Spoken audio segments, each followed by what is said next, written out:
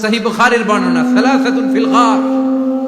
বনী ইসরাইলের জামানায় তিনজন লোক সফরে বেরিয়েছে, বানোয়াট ঘটনা না, এটা বুখারীর ঘটনা। সফরে বেরিয়েছে, মরুভূমির মাঝখানে প্রতিমধ্যে প্রচন্ড তুফান আর বৃষ্টি। বৃষ্টি থেকে বাঁচার জন্য এর একটা পাহাড়ের গুহার ভেতরে ঢুকেছে। হঠাৎ থান্ডার, বজ্রপাত, বিজলি, মুষলধারে বৃষ্টি। বৃষ্টির পানিতে পিচ্ছিল হয়ে উপর থেকে বিশাল প্রকাণ্ড একটা পাথরের খণ্ড এসে গুহার মুখের মধ্যে আটকে গিয়েছে। যেই গুহার মুখ দিয়ে তারা ঢুকেছে, ওইখানে বিশাল একটা পাথর গড়িয়ে এসে উপর থেকে বলল, অন্ধকার, ভিতরে কোনো আলো নাই, কোনো জনমানব নাই, বাঁচানোর কেউ নাই, কিচ্ছু দেখা যায় না, ঘুটঘুটে অন্ধকার। বাইরে থেকে আলো আর অক্সিজেন যে আসবে ওই সুযোগটাও নাই। তিনজন বুঝে গেল আমাদের মৃত্যু এখানেই হবে, আমাদের কঙ্কাল গুলো শত শত বছর এখানে পড়ে থাকবে, কেউ উদ্ধারের জন্য আসবে না, ঠিক কিনা? বাঁচানোর কেউ নাই, অক্সিজেন যতটুকু আছে কিছুক্ষণ পরে এটাও শেষ হয়ে যাবে। তিনজনের একজন বলল, আমাদের বাঁচানোর কেউ নাই, একজন ছাড়া তিনি কে? আমাদের তিনজনের জীবনের এমন কোন নেক আমল আছে কিনা যেটা দিয়ে আল্লাহর কাছে দোয়া করা যায়? কার জীবনে কি নেক আমল আছে যেই নেক আমলটা দুনিয়ার কোনো মানুষকে দেখানোর জন্য করা হয় নাই, শুধু করা হয়েছে কার জন্য? এরকম কোন নেক আমল থাকলে দোয়া করা শুরু করো, এছাড়া আমাদের বাঁচার কোনো উপায় নাই।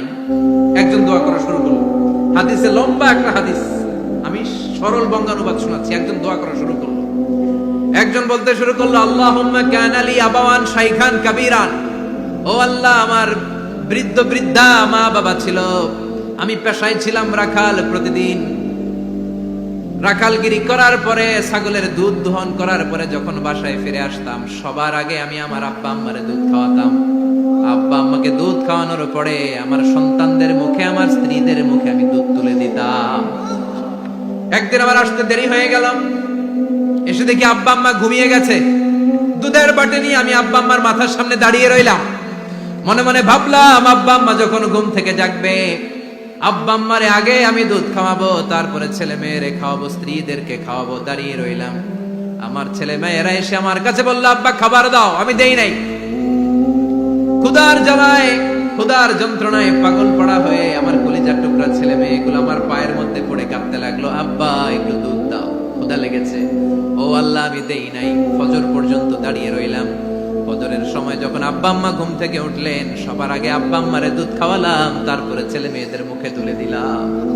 ও আল্লাহ, ও আল্লাহ, ওই দিনে সারা রাতটা আমি দাঁড়িয়ে আব্বা আম্মার জন্য যে দাঁড়িয়েছিলাম, দুনিয়ার কাউরে দেখানোর জন্য নয়, শুধু তোমারে খুশি করার জন্য। ওই রাতের ইবাদতটা যদি তোমার কাছে পছন্দ হয়, বা ফাররিজ আন্না মা নাহনু ফি, আজকে যেই বিপদে আমরা আছি, বিপদ থেকে তুমি বাঁচাও। বলার সাথে সাথে 1/3, 1/3 পাথরটা ডান দিকে সরে। সুবহানাল্লাহ পড়বেন না? এবার বাইরে থেকে আলো আসতে শুরু করেছে, অক্সিজেন ঢুকতে শুরু করেছে, তাদের মনের মধ্যে স্বস্তি ফিরে এসেছে। এবার দ্বিতীয় জন দোয়া শুরু করলো, আল্লাহ, আমার এক চাচাতো বোন ছিল, এত সুন্দরী, আমার জীবনে এত সুন্দরী নারী আমি দেখি না, এত সুন্দরী নারী। ওয়া কুনতু উহিব্বুহু বিআশাদ্দি মা ইউহিব্বুর রিজাল আন নিসা, একজন পুরুষ একজন নারীকে যত ভালোবাসতে পারে, আমি ঠিক ততটা ভালোবাসতাম আমার এই সুন্দরী কাজিনকে, চাচাতো বোনকে। কিন্তু আমার মনের কথা আমার চাচাতো বোনরা আমি বুঝাতে পারি নাই। একদিন লজ্জা শরমের মাথা খেয়ে চাচাতো বোনরা আমি বললাম, তোরে আমি বড্ড ভালোবাসি, একান্তে আমি তোরে চাই। চাচাতো বোন বললো, এত এত স্বর্ণ মুদ্রা যেদিন জমাতে পারবা ওই দিন আমারে বাবা। এবার আমি স্বর্ণ মুদ্রা জমাতে লাগলাম, জমাতে জমাতে জমাতে জমাতে বছর শেষে স্বর্ণ মুদ্রার থলে নিয়ে চাচাতো বোনের হাতে দিলাম। চাচাতো বোন আমার অপকর্মে রাজি হয়ে গেল। গোপন একটা রুমের ভেতরে আমরা ঢুকলাম, দুইজনেই জামা কাপড় খুলে নেকেড হলাম, জিনা করব, পাপ কাজ করব। একেবারে ফাইনাল ডেস্টিনেশন আমরা চলে গেলাম। পাপ কাজ যখন আমরা শুরু করব, ইন দা মিন টাইম আমার চাচাতো বোন আমার ডেকে বলে, ও আমার চাচাতো ভাই, ইত্তাকিল্লাহ, ইত্তাকিল্লাহ, আল্লাহরে ভয় কর, আমার সতীত্ব নষ্ট করে দিস না। আল্লাহ ওই মুহূর্ত থেকে ফিরে আসা কোনো পুরুষের পক্ষে সম্ভব ছিল না। ইত্তাকিল্লাহ, এই বাক্যটা শুনে, তোমার আওয়াজ শুনে আমার কলিজার মধ্যে কাঁপুনি ছুটে গিয়েছে। তোমার নাম শুনে আমি আর ধৈর্য ধারণ করতে পারি নাই, চিৎকার মেরে জামা পেড়ে ওই ঘর থেকে বের হয়ে গেলাম। ও আল্লাহ, শুধুমাত্র কেবলমাত্র একমাত্র তোমার ভয়ে ওই দিন আমি আমার চাচাতো বোনের সাথে পাপ কাজে লিপ্ত হই নাই। আল্লাহ রে, ওই দিনের আমলটা যদি তোমার দরবারে কবুল হয়ে থাকে, আজকে এই দোয়া আল্লাহর কাছে এত কবুল হয়েছে কারণ আল্লাহর ভয় এটা পৃথিবীর সবচেয়ে বড় ইবাদত। চিল্লায় বলেন ঠিক কিনা? যাদের হৃদয়ে আছে আল্লাহর ভয় তারা কবু পথ ভুলে যায় না। আল্লাহর প্রেম ছাড়া এই দুনিয়ায় কারো কাছে কোনো কিছু চায় না। ঠিক কিনা? আল্লাহর ভয় আল্লাহর কাছে সবচেয়ে বড় প্রিয় ইবাদত। আল্লাহর কাছে দোয়াটা এত পছন্দনীয় হয়েছে, মুহূর্তের মধ্যে 2/3 পাথরটা গুহার মুখ থেকে ডান দিকে সরে যায়। 2/3 পাথর এখন সরে গিয়েছে। এবার তারা বেরোতে চেষ্টা করলো, দেখা যায় হাত বেরোয়, কারো পা বেরোয়, মাথা বেরোয়, কিন্তু পুরো বডিটা নিয়ে বেরোয়া যায় না। বাকি আছে কয়জন? কথা কন। এবার 3 নাম্বার লোক দোয়া করতে শুরু করেছে, আল্লাহ ইন্নী ইস্তাজারতু উজারা ফাদাফা'তু সামানাহুম। আল্লাহ আমি অনেকগুলো শ্রমিক ভাড়া করেছিলাম, তাদেরকে দিয়ে কাজ করিয়ে তাদের ঘাম শুকিয়ে যাওয়ার আগে প্রত্যেকটা শ্রমিকের পারিশ্রমিক আমি দিয়ে দিয়েছি। সবগুলো শ্রমিক আমার কাছ থেকে পারিশ্রমিক বুঝে নিয়েছে, একজন ছাড়া। একজন না নিয়ে চলে গেছে। তার টাকা তারে আমি বুঝাই দিতে পারি নাই। তার রেখে যাওয়ার টাকা দিয়ে আমি কয়েকটা ছাগল কিনলাম। ওই ছাগল পালতে পালতে বাচ্চা দিল, আরো বাচ্চা দিল, দিতে দিতে বিশাল ছাগলের ডেইরি ফার্ম বানালাম। 1 যুগ পরে ওই শ্রমিক এসে বলে, হে আমার মালিক, 12 বছর আগে তোমার কাছে কাজ করেছিলাম, টাকা কিন্তু নেই নাই, টাকা দাও। আমি বললাম, ওই যে বিশাল ছাগলের বড় একটা ডেইরি ফার্ম দেখা যায়, পুরো ডেইরি ফার্ম তোমার, ডেইরি ফার্মটা তুমি নিয়ে যাও। শ্রমিক আমারে বলতে লাগলো, তাস্তাজিউ মিন্নি, আমার সাথে ঠাট্টা করো নাকি? একদিনের পারিশ্রমিক দিয়ে ডেইরি ফার্ম হয় নাকি? যতটুকু টাকা তোমার কাছে আমি 12 বছর আগে পেতাম ততটুকু দিলেই চলবে। তারে আমি বুঝিয়ে বললাম, তোর টাকা দিয়ে ছাগল কিনেছি, ছাগলের ব্যবসা করে ডেইরি ফার্ম বানিয়েছি, একটার পর একটা ছাগল বাচ্চা দিতে দিতে আজকে হাজার হাজার ছাগলের এই ডেইরি ফার্ম, পুরো ডেইরি ফার্মটা আমি তোরে দিয়ে দিলাম। বলা মাত্র ওই শ্রমিকটা ডেইরি ফার্ম নিয়ে চলে গেল।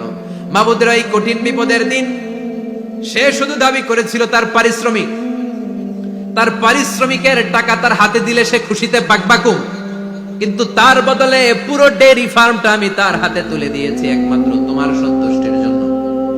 ওই দিনের আমলটা যদি তোমার দরবারে একটুও ভালো লেগে থাকে রে মাওলা, আজকের কঠিন বিপদ থেকে বাঁচাও।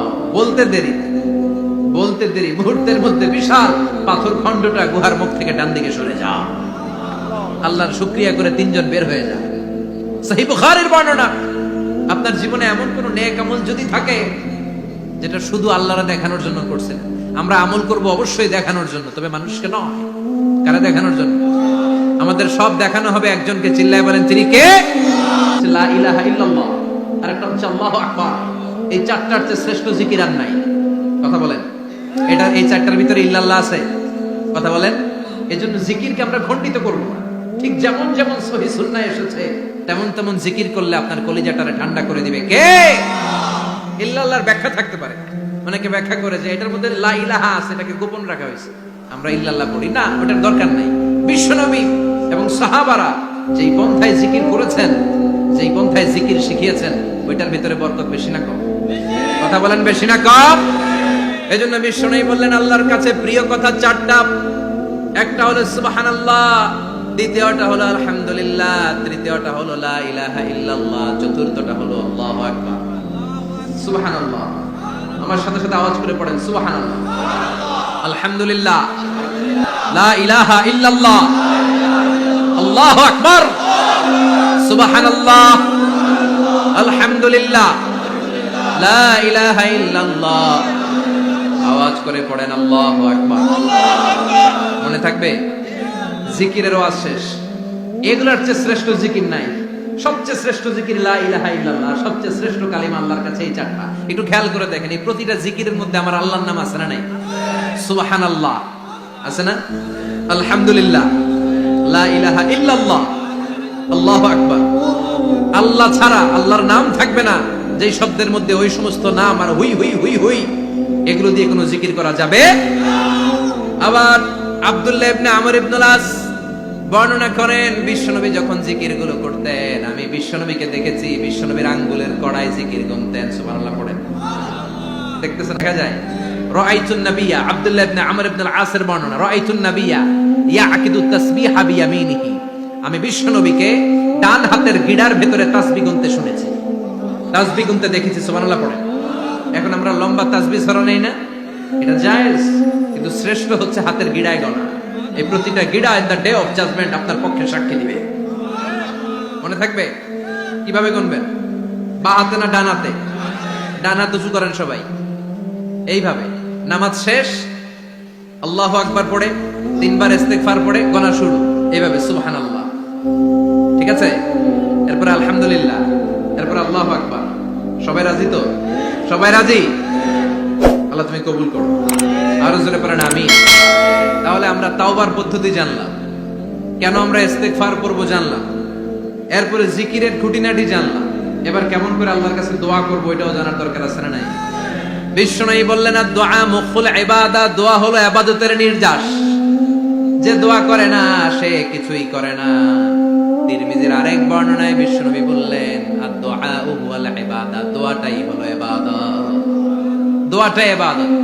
ধরেন আমি দোয়া করা শুরু করলাম, এটাই ইবাদত। নামাজ যেমনি ইবাদত, জিকির যেমনি ইবাদত, হজ করা যেমনি ইবাদত, দোয়া করাটাও। এজন্য প্রতি নামাজের শুরুতে দোয়া আছে না নাই? সূরাতুল ফাতিহার আরেক নাম সূরাতুদ দোয়া, দোয়ার সূরা। আমরা প্রত্যেকবার সূরা ফাতিহা যখন পড়ি আমরা পড়ি ইহদিনাস সিরাতাল মুস্তাকিম। সবাই পড়েন ইহদিনাস সিরাতাল মুস্তাকিম। ও আল্লাহ, আপনি আমাদেরকে সরল সঠিক পথ দেখান। পড়েন আমিন। ও আল্লাহ, show us the right path, show us the correct path, show us the middle path. আল্লাহ, মধ্যম পন্থা দেখান, মাঝামাঝি রাস্তাটা দেখান, সিরাতুল মুস্তাকিম দেখান। আমাদেরকে রাস্তা দেখায় কে? কথা বলেন না। আমরা যদি পথ ভুলে যাই, পথ দেখায় দেয় কে? আমি যদি কোনদিন পথে ভুলে যাই, হাত ছানি দিয়ে কাছে নিও, মমতার বন্ধনে আমায় বেঁধে সব ভুল ক্ষমা করে দিও। আমি যদি কোনদিন পথ ভুলে যাই, হাত ছানি দিয়ে কাছে নিও, মমতার বন্ধনে আমায় বেঁধে সব ভুল ক্ষমা করে দিও। আমি যদি কোনদিন পথ ভুলে যাই, পড়েন, হাত ছানি দিয়ে কাছে নিও, মমতার বন্ধনে আমায় ডেকে সব ভুল ক্ষমা করে দিও। চিল্লায় পড়েন আমি, আরো জোরে আমি।